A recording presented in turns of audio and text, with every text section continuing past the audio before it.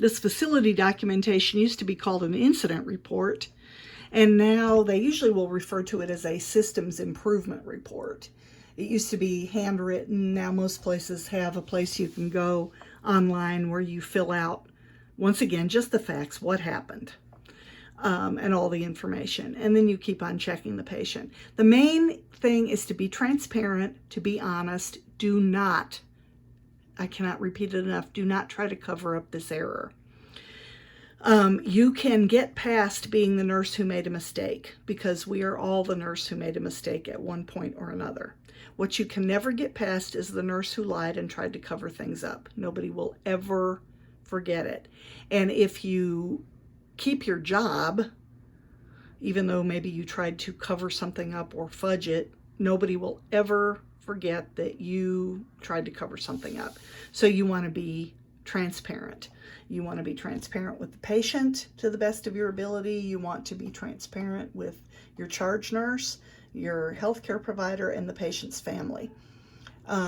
Many times I have read articles on nursing care and the legalities and what families understand mistakes. They may react to them angrily, but they understand them. What they do not understand is cover-ups. And that's where lawsuits happen, when they feel like they've been lied to and things have been swept under the carpet. So, nobody likes to fill out an incident report or a systems improvement report, but it happens. We just do the very, very best we can with our imperfect human selves to make sure that that mistake never happens. And the best way you can do that is to exercise the 9 rights every single time you go to do anything with that patient. There are a number of drugs that are known as high alert drugs, and your book talks about this in page 19. This is a fairly small category of drugs that have a high risk of harm. These can cause a lot of harm when associated with drug errors. The memory jogger says for us to refer to them as pinch drugs because it's referring to potassium, insulins, narcotics, cancer chemotherapy drugs, and heparins. Part of JCAHO best practice is always to get another nurse to check when you administer heparins and insulins. And if it is your facility policy, you will get other nurses to check when you administer potassium, narcotics. You will not be doing IV chemotherapy drugs as an RN, but if it's a requirement and you're giving a patient a PO drug, you might have to run that by your supervisor. On table 2.3, we see some common abbreviations with charting. Some of these are no longer in use because they have made things a little bit more difficult and resulted in a little bit more nursing error than we used to see. So it's important to know what abbreviations are used in what facility. You will be taught abbreviations and what they mean, but when you get to a facility, you may find that you are not able to use them. From time to time, you'll see information about your medications, and you'll see that they have a black box warning. A black box warning is added to a medication when the FDA has gotten data that show there's a higher than normal risk in addition to the benefits. Now, all drugs have benefits, all drugs have risk. When that benefit to risk ratio says that it's a better benefit than a risk for the patient, we go ahead and give it with careful monitoring.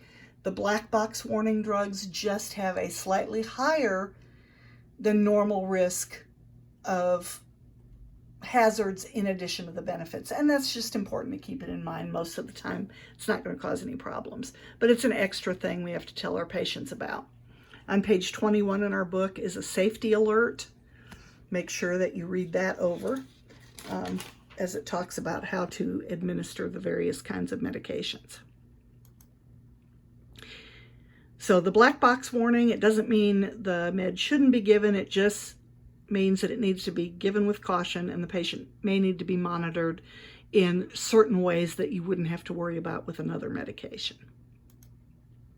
I want to talk a little bit about drug development.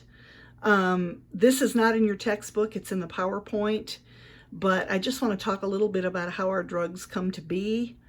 And you can see through this slide that drugs have a discovery stage and they have a development stage, and you wonder sometimes why it takes so long for a promising drug to come into circulation. And that's because look at how long it takes to get through all these different stages.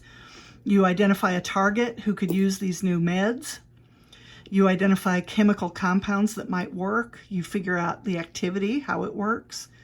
You then begin to select clinical candidates, and you start with animal testing. You have to go through these 5 stages in the discovery stage before you can even submit an application to begin using them on humans. And if it has a particularly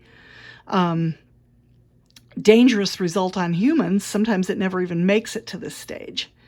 When you are approved for a clinical trial, you have a human clinical trial, phase 1. Notice there is a limited number of people.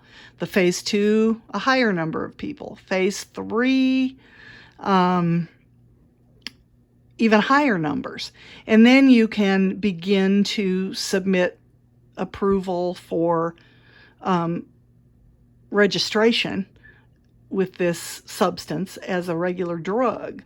And at that point, you've already done 3 human trials, at least, of various sizes, and you're getting into a phase 4 trial to determine how it works in that initial licensing stage.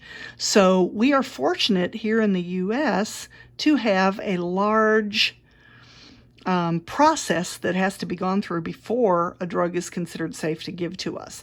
And this can be frustrating if you are the person with an illness waiting for a medication, but in the long run, it's to our benefit, as we saw in the situation with thalidomide. The FDA, Food and Drug Administration, was started in 1906. It's part of the Department of Health and Human Services. If you look on the FDA.gov website, which is absolutely enormous, it's a huge website, it can take a number of years for a drug to get approved. Even if it's already been marketed in another country, it has to gain approval in the United States. And part of that ruling was directly because of the thalidomide trials. It was widely used in Europe, and